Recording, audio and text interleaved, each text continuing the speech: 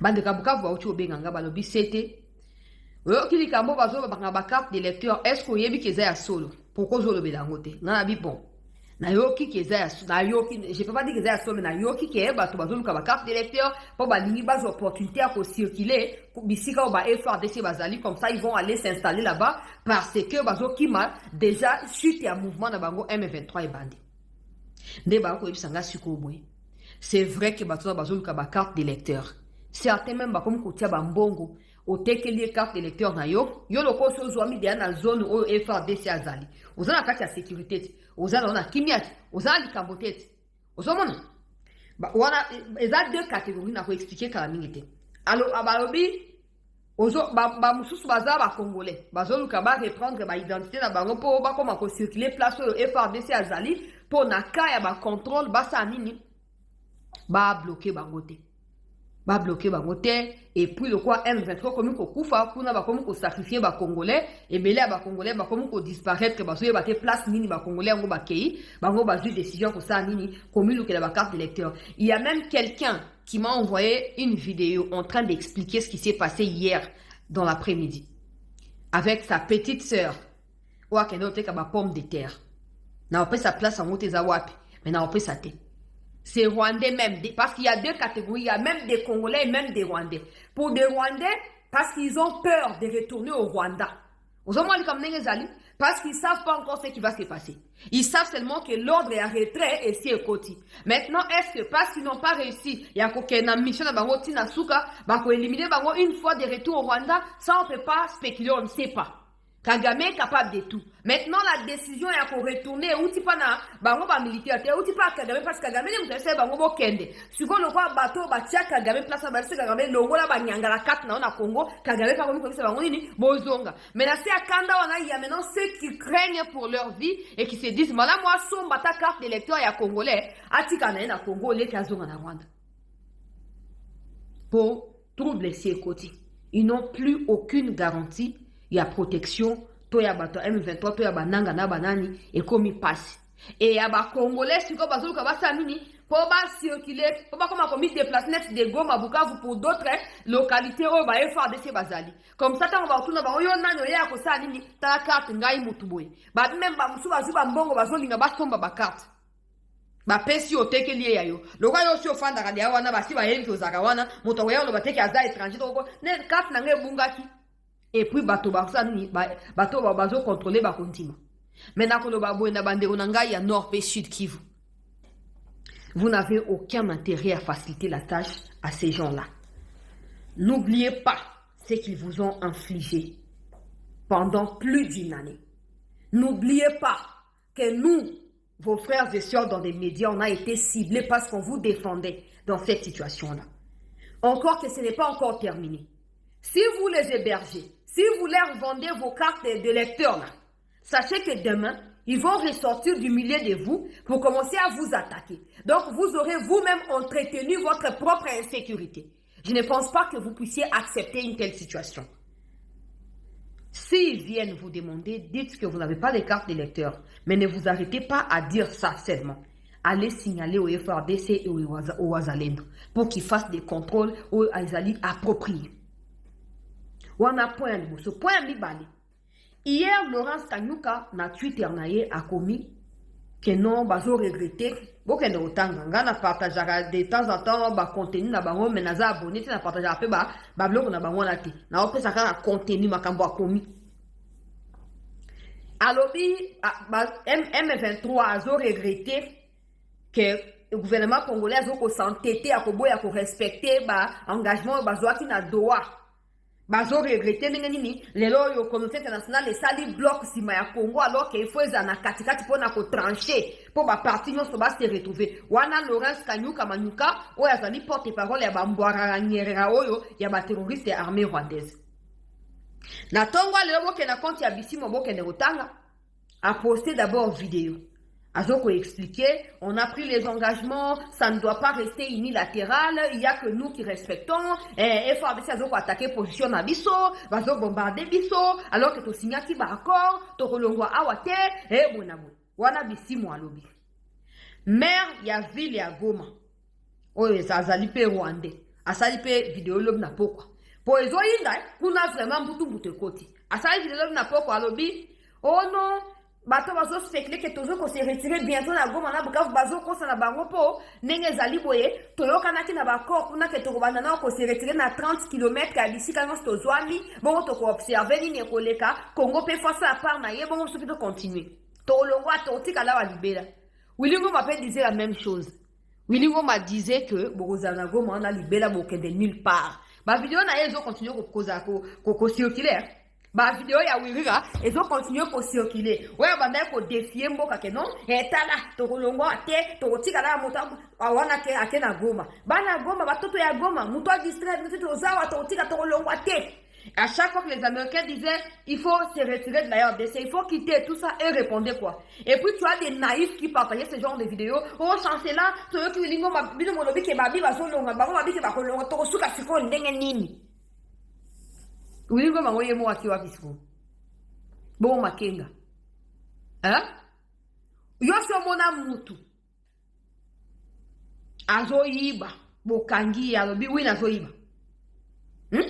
Yo se mona mutu na situation à humiliation même mutu akwe na vélo boyebi pourquoi balobaka koseka mutu akwe na vélo boyebi pourquoi balobaka bongo okwe na vélo mais olingi tellement po bato ba remarquer que okwei ke oyoki passe na makolo to na ba genou so po za blessé ote mosali semblant koseka po dissimuler humiliation ko ya chute wana na kati ya koseka nde situation ya ba Rwandais.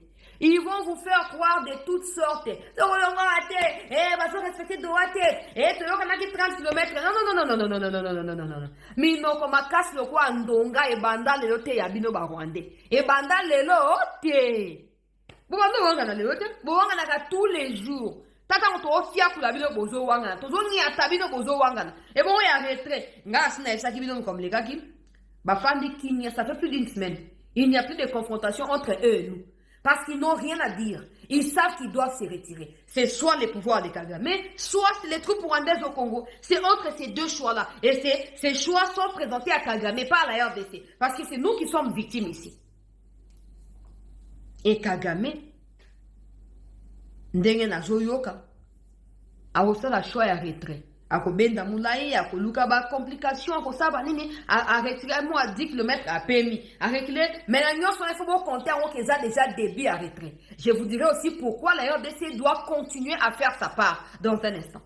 Donc, bazo luka la carte d'électeur, pour pas mis dissimuler katia ba Congolais, pour ba sa nini, pour tawe ko yinda, bazo nga suna Rwanda te, tomba misusu basa nini baza na facilité à causer la population facilement sans que ba identifier bango. Malheureusement, les populations qui ont été victimes de cette agression ba kangi bilongi ba misusu ba kangi ba photo ba vidéo na ba audio ya ba misusu ba musunye bozana tabo kei wapi.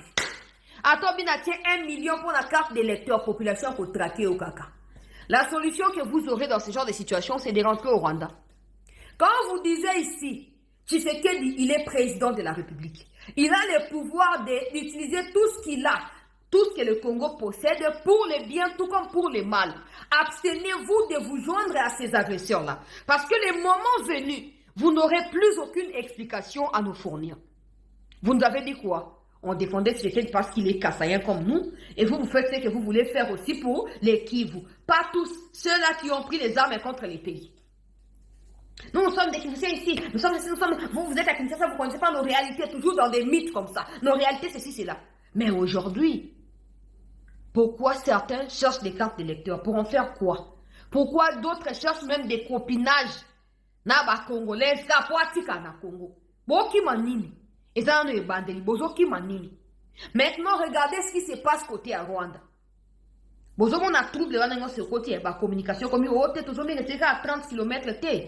30 km de temps qu'ils ont à Congo, on les a retraités. 30 km au banda parti à frontière entre Congo et Rwanda. 30 km à l'intérieur, il y a Rwanda. Pas Koto. Donc, vous bêta mounokonde bolingi, bo samba samanenge bolingi, mais vérité zobi makaka. Vérité zobi ma. On a zone de division ainsi et Koti. Nanga n'a plus le pouvoir à dicter quoi que ce soit. De toute façon, il n'en a jamais eu. Il n'en a jamais eu. Il bénéficiait de l'ombre de Bissimois qui était capable de faire face à Makenga. Maintenant que Makenga n'est plus là, peut-être déjà mort, ou peut-être retiré, tout ce qui reste, c'est maintenant les positionnements individuels.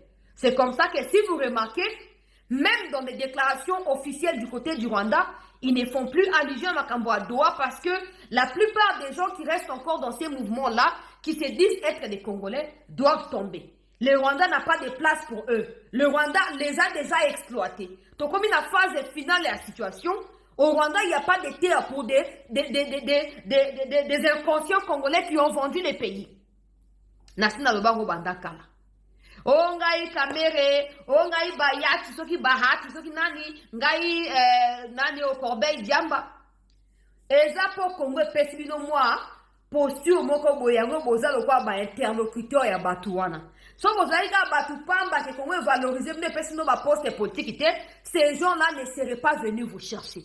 Au lieu d'utiliser ces avantages que vous avez pour le pays, vous les utilisez pour être des interlocuteurs fiables à ceux qui nous agressent. Le moment est venu. Je vous disais à l'époque que quand Kagame finira de vous exploiter, et vous allez voir ma foute en zoi, au bendi ma foute en zoi, tina souka nango chua, bamanyuka etika la kana au boaki.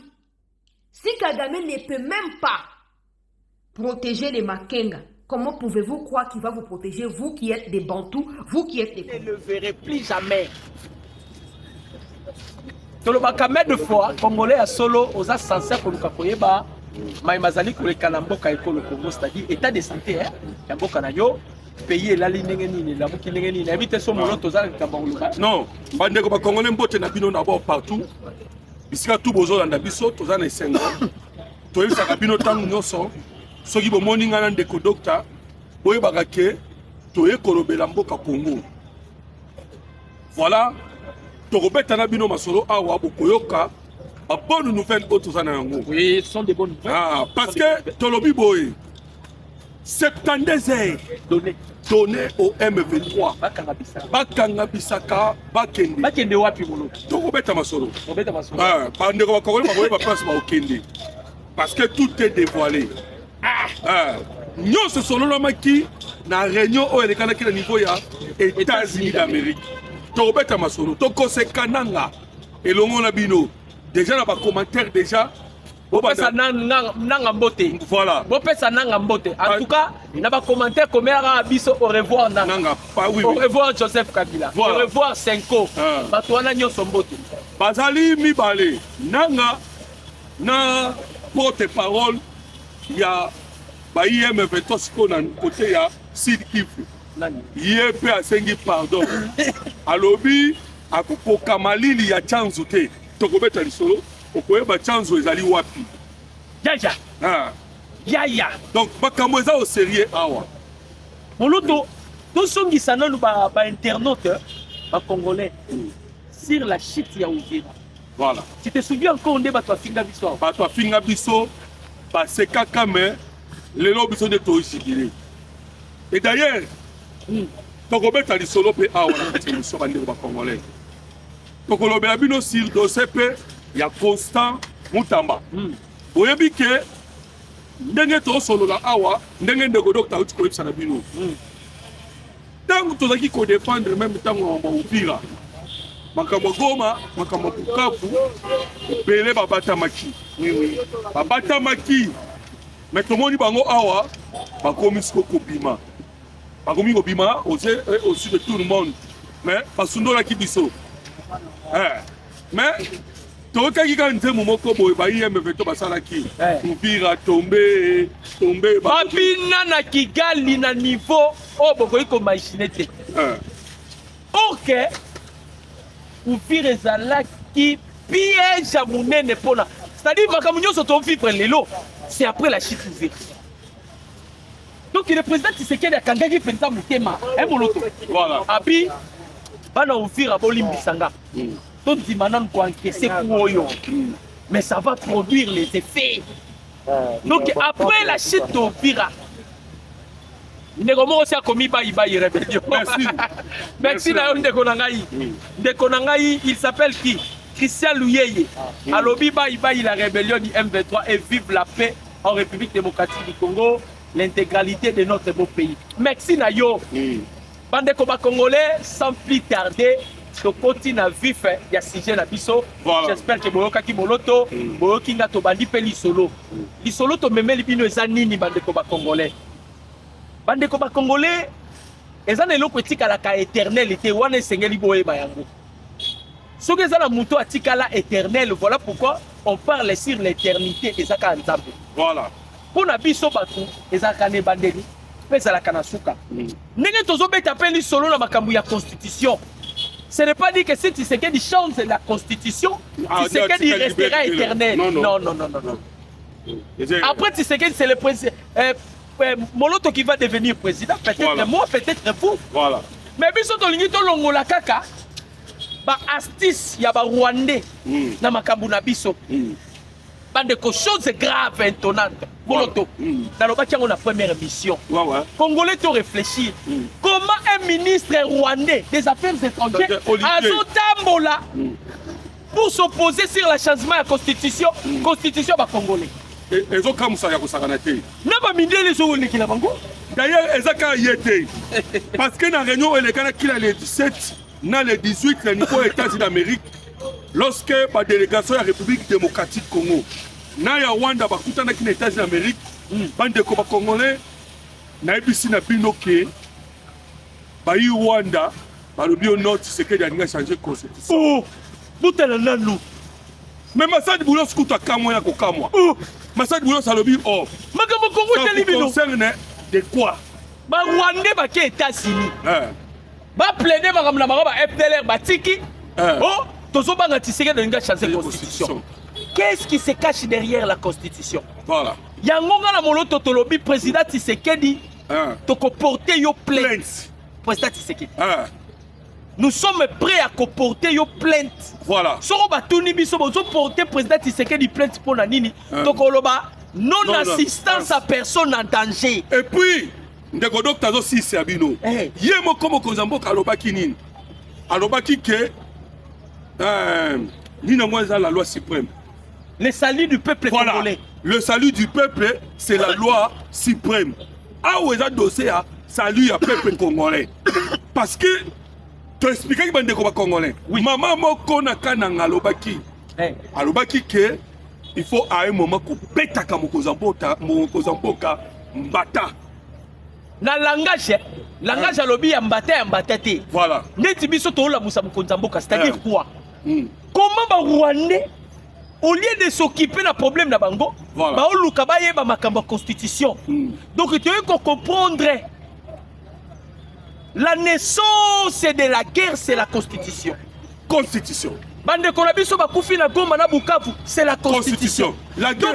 Donc aussi longtemps la constitution peut exister au Congo, et ça non-assistance à personne en danger. Voilà pourquoi nous sommes obligés de porter plainte contre le président Tshisekedi. Ndeko docteur nazongi na mbata parce que bandeko ba Congo il faut pas comprendre. La maman lobaki ngo pambate. Omoni à un moment moi na so ko somnolé. Vous comprenez? Ah la muka parce que awa dossier c'est important. Alors awa to tombe tali solo peuple ya Congo mobimba. Baza d'accord pour le changement de la constitution. Donc son président boy porter plainte. Voilà. Tu retournes à Mukonzamboka, tu n'es pas maman Marthe Kassalo.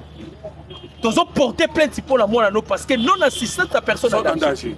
Tu dois comprendre que ce qui te souffre dans l'Est de la République démocratique du Congo, c'est à cause de ces fameuses constitutions.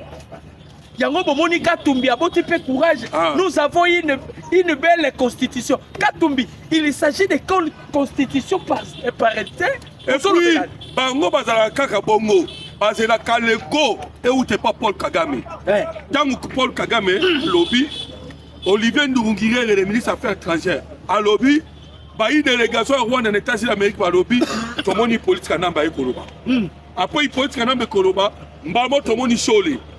Balandana Kabongo. Balandana. Na Olada lo. Toi comment on mbamo comme Moïse Katumbi. Et lelo oyo et kokoma surtout il y a 7 kikuni. 7 kikuni faut aussi pas. Voilà, bango basaka bongo.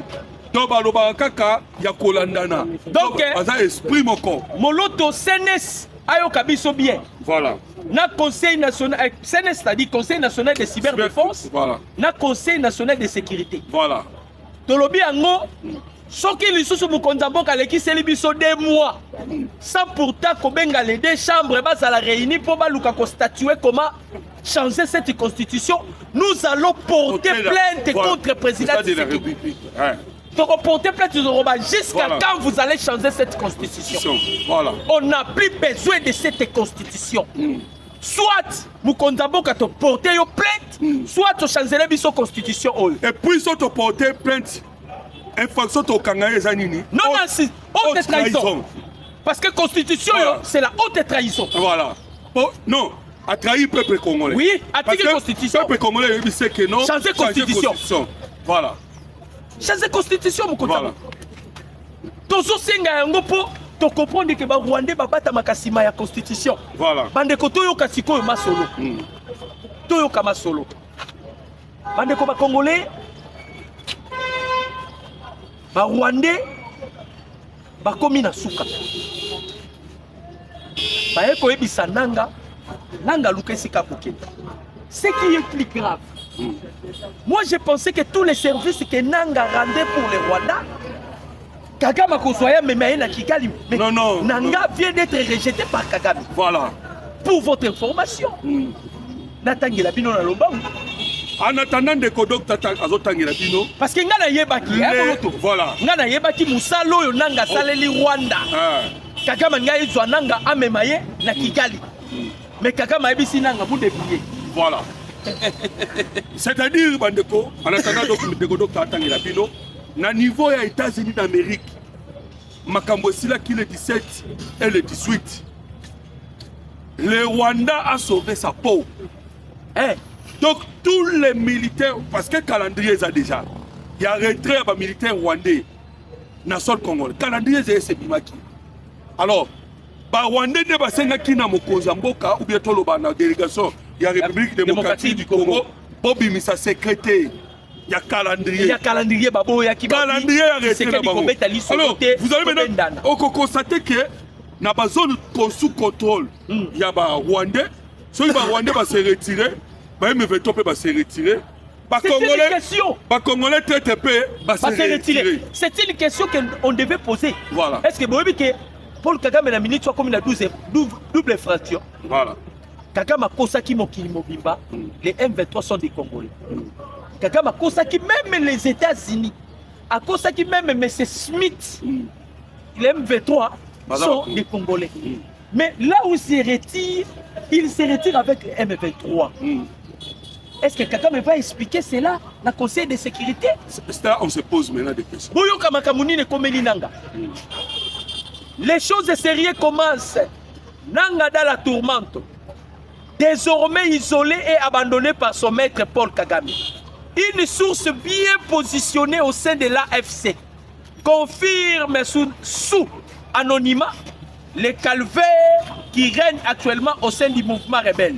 En effet, vendredi à Lobby, le délégué du gouvernement rwandais qui a pris part aux dernières discussions de Washington a informé les rebelles du M23 AFC à travers ses hauts responsables de la décision prise de se retirer de toutes les zones occupées dans les territoires congolais.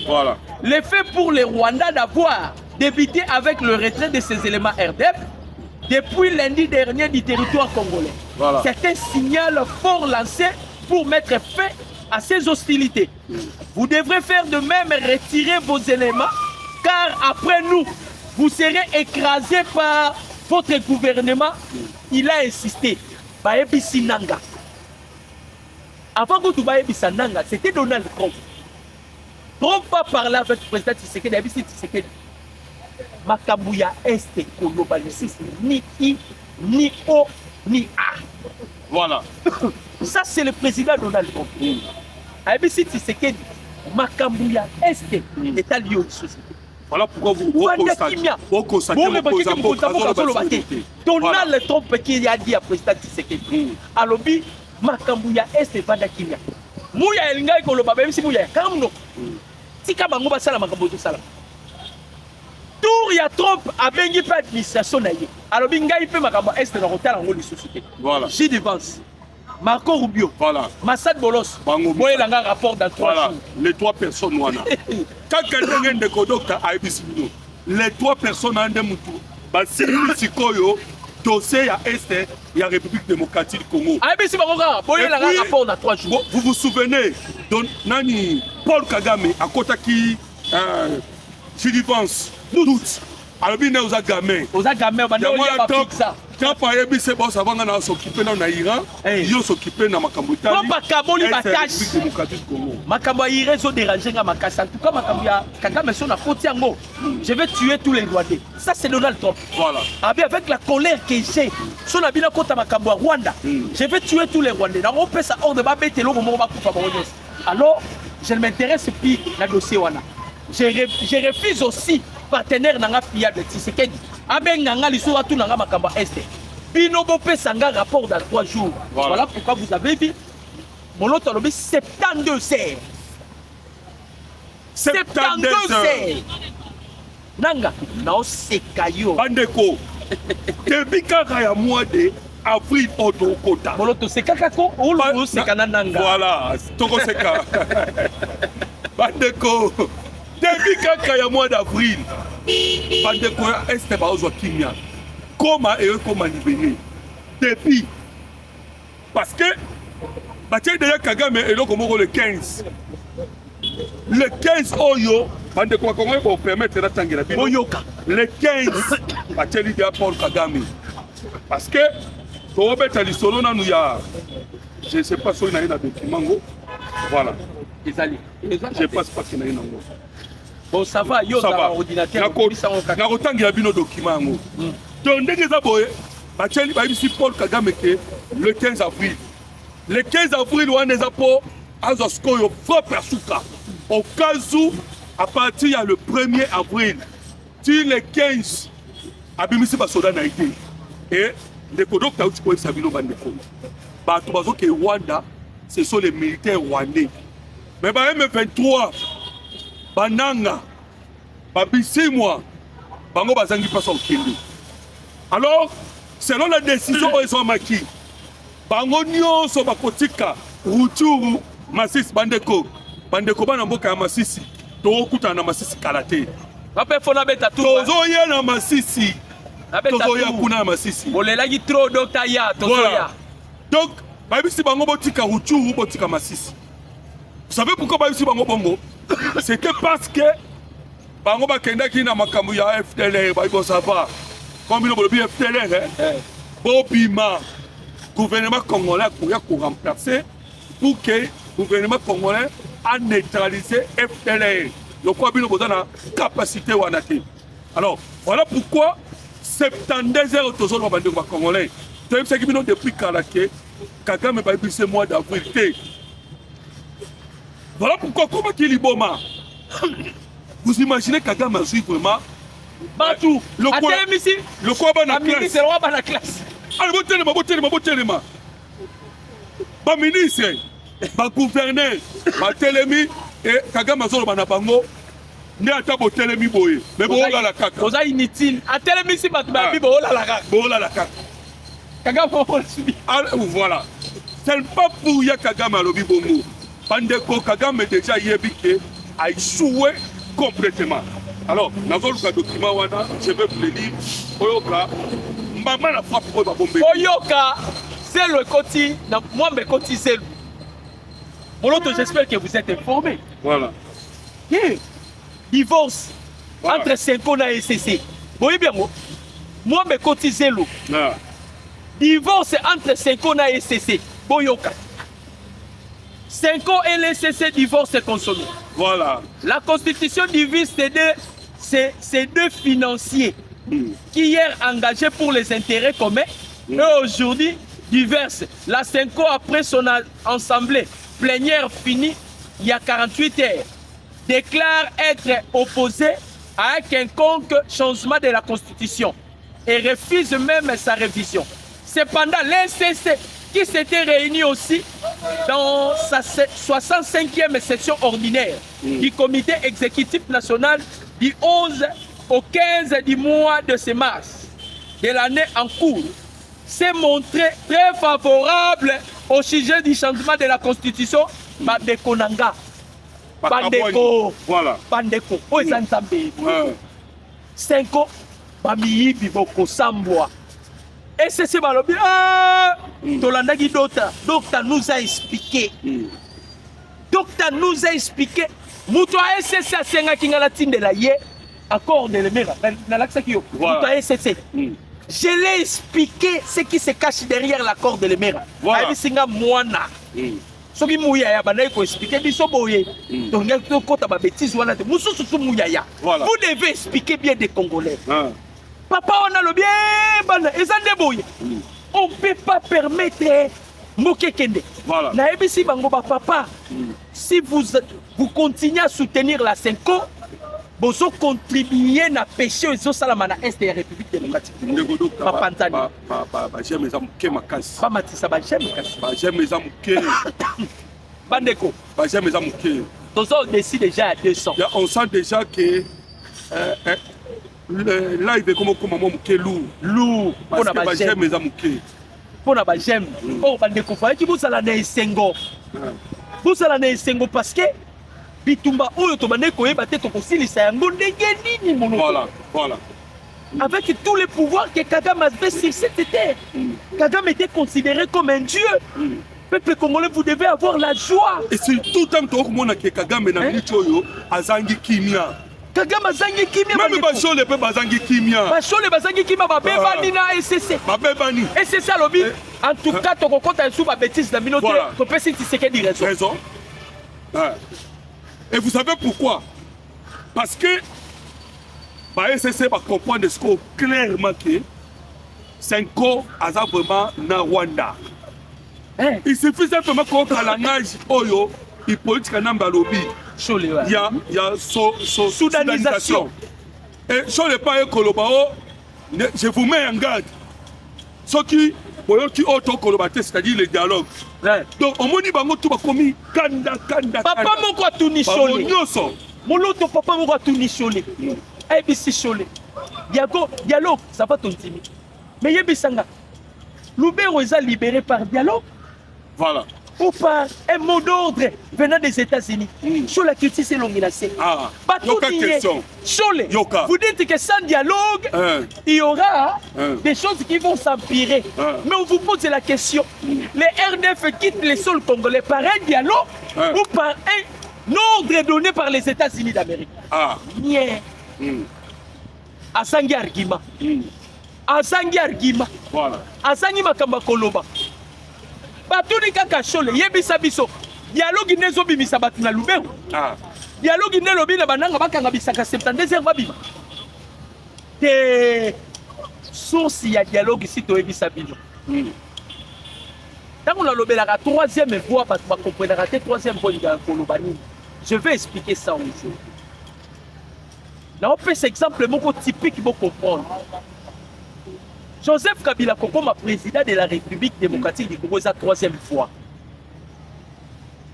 Quand on parle de troisième fois, c'est le qu'on va créer en dehors il y a des institutions, en dehors il y a pensée, il y a tout. C'est ça ce qu'on appelle la troisième fois. Parce que normalement, c'était Mouzé qui va venir. Moussa qui a organisé l'élection, en même temps la transition. Voilà. La transition a organisé l'élection par candidature par Yessim. Maintenant, les troisième voies années, il y a un petit coup d'état, il y a Mouzé, c'est Joseph Kabila, il y a un créé, on appelle troisième voie. Voilà. Maintenant, troisième voie, il y a 100 dans un dialogue. Ce que ça n'est pas bloqué le président Tshisekedi. Il y a un dialogue qui a Pourquoi? Parce que le dialogue déjà ya basango. Basango bazaki déjà na langage bazaki ko utiliser. Donc oui, ça Tshisekedi a ça la mandat na ya ça la nini? Akindi. Voilà. Oh, ce que président Tshisekedi a ça la mandat na ye akindi. A copie pour changer constitution té. Bango sikoyo ba ko organiser élection té. Bakoluka ba même na transition. Bakoluka ba créer eloko moko boye pour la transition. La transition on a ba moupende ba kozwa yango nino. Ba moupe ba zu yango ba accompagner transition on a ba préparer terrain pour Moïse Katumbi ya comme étant leur troisième voie. Parce que qu'on l'a la boye. Et ça, un critère qui permettre que Moïse Katumbi a postulé à la République démocratique du Congo. Katumbi a une nationalité. Katumbi, il a des contacts judiciaires. On vous dit, et ça, le bilan qui permettre de Yango Bandai Koluka, Bakoti sa dialogue. Le dialogue, il voulait maintenant imposer Tshisekedi, la partie prenante, va prendre part dans le dialogue. C'est-à-dire, Kabila, Azonga, Matata Poli, Azonga, Katumbi, Azonga. Voilà. Nous sommes pour la mine, pour la Koluka créer troisième fois. Parce que Basango va sali calcul. Balobi, Aoua. Toi, on a monté à combattre Tshisekedi Azati. Voilà. Toi, on a monté à faire face à Tshisekedi Azati. Parce que Tshisekedi a anéanti Batouana Nyoso. Voilà pourquoi il cherchait à créer troisième voie. Voilà. Mais Bandeko décision aux États-Unis d'Amérique.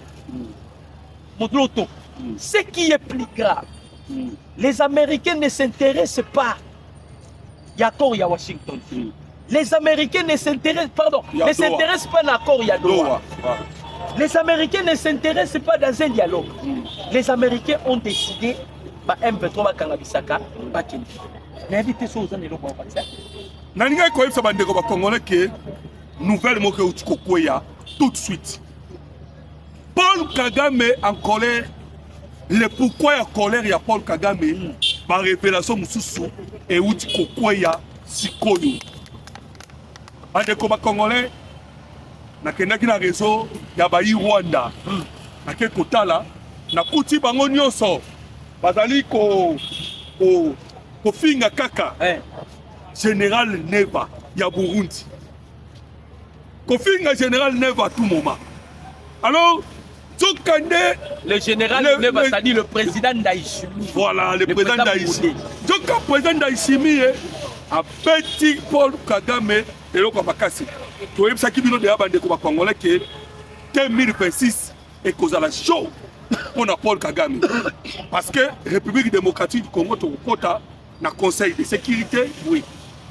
Dans le conseil à droit de l'homme Tozali, en 2026, quand Tozali, général Neva Kuna a eu présidence, il y a un niveau, il y a l'Union africaine, et puis je vous dirai qu'est-ce qui s'est passé. La colère de Paul Kagame. Le président général Neva, Evariste Ndayishimiye, en tant que président de l'Union africaine, a mené un lobbying auprès des autres chefs d'État africains pour la cause burundaise et la guerre à l'est de la République démocratique du Congo. Cela a poussé la majorité des présidents à envoyer des émissaires à Paul Kagame pour lui demander d'arrêter la guerre sous peine de voir l'Afrique lui tourner le dos. Vous comprenez maintenant le pourquoi Kagame est devenu énervé. La pression vient de partout. La pression vient de partout. Quand on a nos 6 milliards de dollars, ils allaient. Aïe, aïe, aïe. Oyo, mon Kozambo Kaloba qui déjà n'a budget. Voilà pourquoi vous avez constaté que dès que tu as commis en 2026, pour moi, maman va donner Mati. Nous sommes très bien préparés. Bateau nous ezaki ko ciblé. Dès au moins to beti ba Kalundu ba Mushake ba Rubaya. Kotope général Neva Mamoka bandi atambola ke gauche ke droite a mobiliser ba président surtout. Botala mutaobo Afrique yeyo. Bino obenga ke panafricain mais il est dans l'est de la République démocratique du Congo. Il tue yendem taza cause bandeko parce que boye bien très bien que mboka etikali kala sima na minute oyo eza RDC mutu akolongwa Egypte ayeti Zambie mais Paul Longwa akota na Grand Katanga akende ko se retrouver tina Soudan du Sud moyen ezate mais so dans Soudan du Sud ndeleza po keneti Égypte. Alors vous comprenez que ba président tout ba fanda ki balobi nous n'allons plus permettre Kagame acha l'Afrique na chaos boité. Dès au moment où se mobiliser, surtout à gauche et à droite. Nous vous disons que au plus tard mois de juillet, mais mois d'avril au bêta, ma solo na bino bande congolais. Ezali mois oyo bazali ko vider l'est de la République démocratique du Congo. Alors, boyo kalisusu élément est très important. Il était prévu que par M23 va kende na Maniema na Sabinio. Mais Hippolyte Kanambe a commettre erreur. Erreur beaucoup grave à commettre les années. Tant qu'il y a qui soutenir le M23 à Keina montagne de Tchanzu. À Kekotonga Bandako. À Kekotonga Basite mobimba kuna. Donc Kabila kanisa kike il y a gouverneur na Est Congo libela.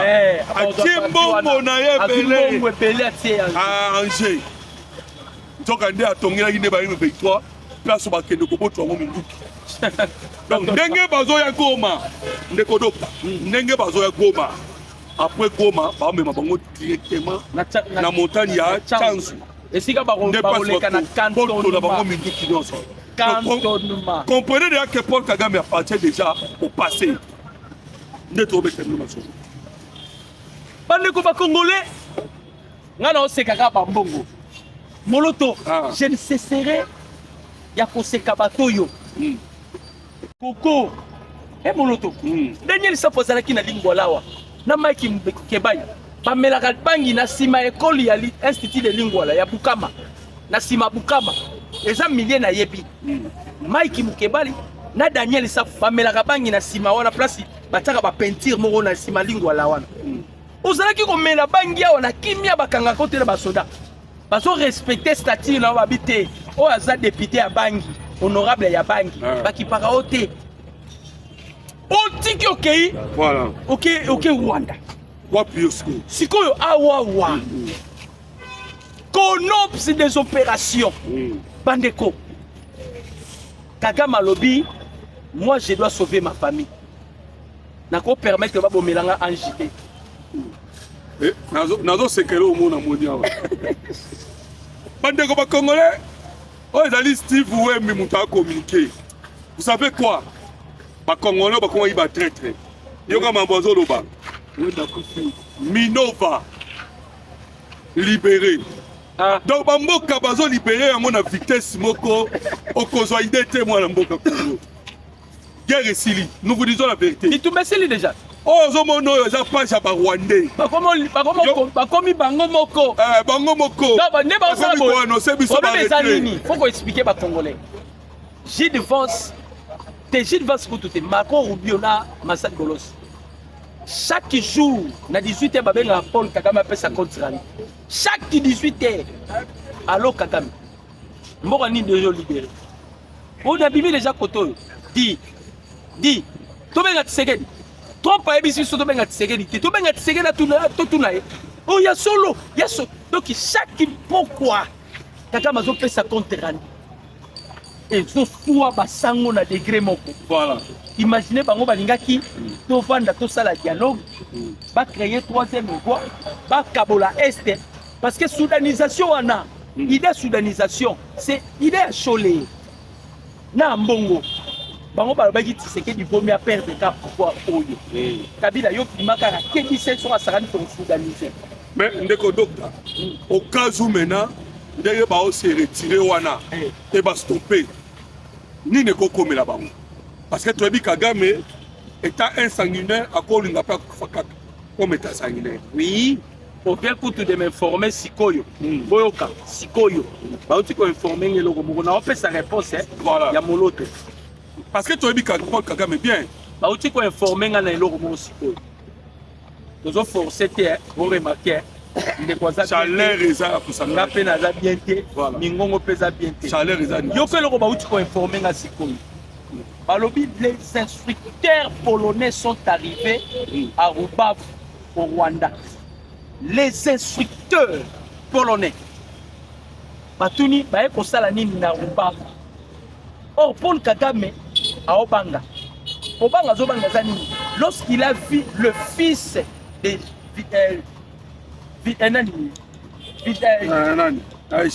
Jean-Luc Abiyarimana. Comme il y a papa Juvenal Abiyarimana.